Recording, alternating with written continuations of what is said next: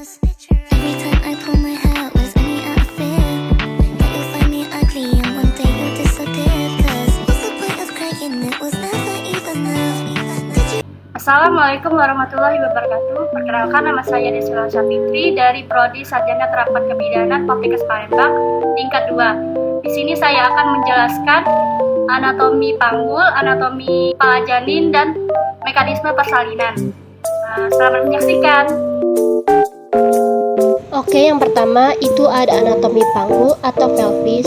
Panggul terdiri dari bagian yang keras yang dibentuk oleh tulang dan bagian lunak yang dibentuk oleh otot-otot dan ligamen. Pelvis terbagi menjadi dua, yaitu pelvis mayor atau panggul besar yang mendukung isi perut, dan pelvis minor, panggul kecil pada kandungan dan menentukan bentuk jalan lahir. Tulang-tulang panggul ini terdiri dari 4 buah tulang, yaitu 2 buah tulang pangkal paha atau coccyx, 1 buah tulang kelangkang atau os sacrum, dan 1 buah tulang tungging atau tulang ekor yang disebut os coccyx. Oke, yang pertama adalah tulang os coccyx atau tulang pangkal paha yang terdiri dari 3 buah tulang. Yang pertama ada tulang usus atau os ilium kiri dan kanan, dan tulang duduk atau os ischium, dan tulang kemaluan atau os pubis. Oke, selanjutnya ada os ilium atau tulang usus. Nah, tulang usus ini adalah tulang terbesar dari panggul dan membentuk bagian atas dan belakang panggul. Batas atasnya merupakan tulang yang tebal disebut crista iliaca. Ujung depan dan belakang crista iliaca yang menonjol disebut spina iliaca. Nah, spina iliaca ini terbagi menjadi 4. Yang pertama, spina iliaca anterior superior dan spina iliaca anterior inferior. Nah, pada bagian belakang terdapat juga spina iliaca posterior superior dan spina iliaca posterior inferior. Selanjutnya ada os ischium atau tulang duduk, terdapat di sebelah bawah dari os iliaca, pinggir belakang berduri disebut spina ischiadica. Di bawah spina ischiadica terdapat incisura ischiadica minor. Nah, pinggir bawah tulang duduk sangat tebal yang disebut tuber ischiadicum. Oke, selanjutnya ada os pubis atau tulang kemaluan, terdapat di sebelah bawah dan depan dari tulang usus. Tulang ini membatasi sebuah lubang dalam panggul yang disebut foramen obturatorium. Nah, tangkai os pubis ini yang berhubungan dengan os ilium disebut dengan ramus superior ossis pubis. Nah, sedangkan yang berhubungan dengan os ischium disebut dengan ramus inferior ossis pubis. Ramus inferior kiri dan kanan ini akan membentuk arcus pubis. Nah, selanjutnya itu ada tulang os sacrum atau tulang kelangkang. Os sacrum berbentuk segitiga yang melebar ke atas dan beruncing ke bawah, terletak di sebelah belakang antara kedua pangkal paha yang terdiri dari 5 ruas tulang yang senyawa. 1, 2, 3, 4, 5. Kiri dan kanan dari garis tengah terdapat 5 lubang yang disebut foramen sacralia anterior. Nah, di garis tengah terdapat cuat-cuat berduri yang disebut crista sacralis. Bagian atas osabrum yang berhubungan dengan ruas lumbal tulang pinggul kelima dan menonjol disebut promontorium. Oke, yang terakhir ada os coccyx atau tulang tungging. Tulang ini berbentuk segitiga yang terdiri dari 5 ruas, 1, 2, 3, 4, 5. Tulang yang bersatu pada persalinan. Ujung tulang tungging ini dapat ditolak sedikit ke belakang hingga ukuran bawah tulang panggul bertambah besar. Anatomi kepala janin. Anatomi kepala janin dibagi menjadi 3 bagian, yaitu wajah, tengkorak, dan sutura. Wajah terdapat os orbita atau tulang mata, os nasal atau tulang hidung, os zygomatikum atau tulang pipi, os maxillaris atau tulang rahang atas, dan os mandibularis atau tulang rahang bawah.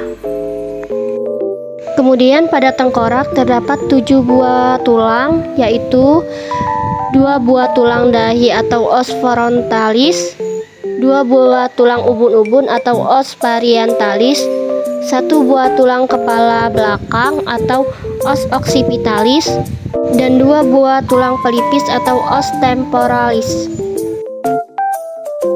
Kemudian sutura dibagi menjadi 4 bagian, yaitu os sutura frontalis, yaitu sutura yang menghubungkan os frontalis kanan dan kiri. Kemudian sutura sagittalis, yaitu sutura yang menghubungkan os parientalis kanan dan kiri. Kemudian ada os coronaria, yaitu sutura yang menghubungkan os frontalis dan parientalis. Kemudian ada sutura lamoidia, yaitu sutura yang menghubungkan os parientalis dan occipitalis. Kemudian saya akan menjelaskan ukuran-ukuran kepala janin. Ukuran kepala janin dibagi menjadi 3, yaitu muka belakang, melintang, dan melingkar. Pada bagian muka belakang dapat dihitung dengan suboccipitobregmatica dari sini ke sini dengan panjang 9 cm.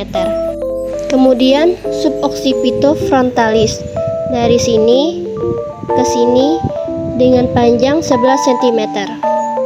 Kemudian ada frontooccipitalis dengan panjang 12 cm dari sini ke sini. Kemudian ada metooccipitalis dari dagu ke sini dengan panjang 13,5 cm. Kemudian ada submetobregmatica dari sini menuju ke sini dengan panjang 9,5 cm. Pada ukuran melintang dibagi menjadi 2, yaitu di temporal kanan, dari temporal kanan ke temporal kiri dengan panjang 8 cm. Kemudian ada biparietal, dari parietal kanan menuju parietal kiri dengan panjang 9 cm. Kemudian pada bagian melingkar terdapat 3 cara, yaitu dengan cara circumferentia occipitalis bregmatica.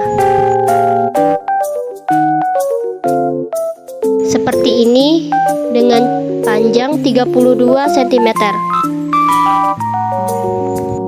Kemudian circumferentia fronto-occipitalis dengan panjang 34 cm. Seperti ini. Kemudian ada circumferentia mito-occipitalis dari bawah dagu ke bagian occipitalis seperti ini dengan panjang 35 cm. Kemudian di bagian kepala juga terdapat ubun-ubun besar atau ubun-ubun mayor dan ubun-ubun kecil atau ubun-ubun minor.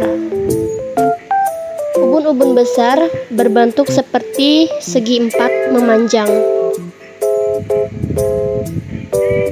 Dan ubun-ubun kecil berbentuk seperti segitiga.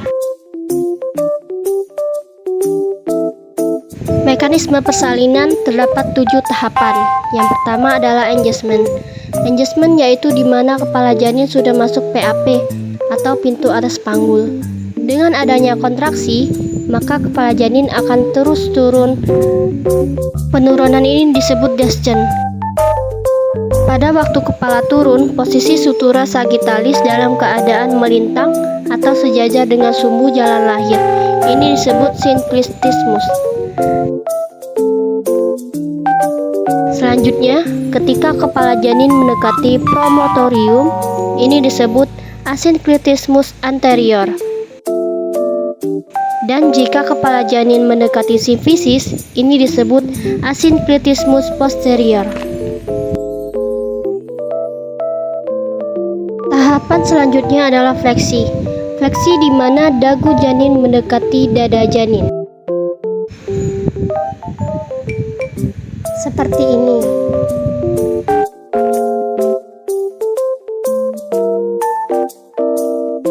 Dengan adanya kontraksi, maka kepala janin akan terus turun.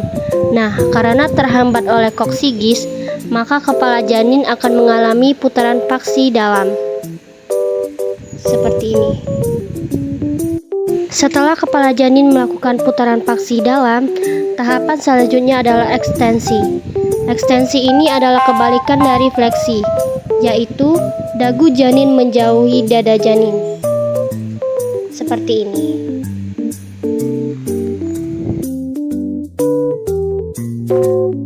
Setelah kepala janin melakukan ekstensi, maka tahapan selanjutnya adalah kepala janin akan melakukan putaran paksi luar.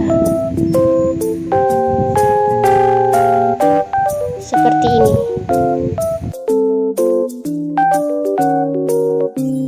Putaran paksi luar bisa terjadi karena bahu menyesuaikan sumbu jalan lahir. Setelah putaran paksi luar selesai, terjadilah eksplosi, yaitu lahirlah janin seluruhnya. Nah, posisi pada saat janin lahir bukannya lurus seperti ini, namun seperti ini, bipariental. Kemudian eksplosi dan lahirlah janin seluruhnya. Baiklah, berikut yang bisa saya sampaikan tentang anatomi panggul, anatomi kepala janin, dan mekanisme persalinan. Lebih dan kurangnya saya mohon maaf. Wassalamualaikum warahmatullahi wabarakatuh.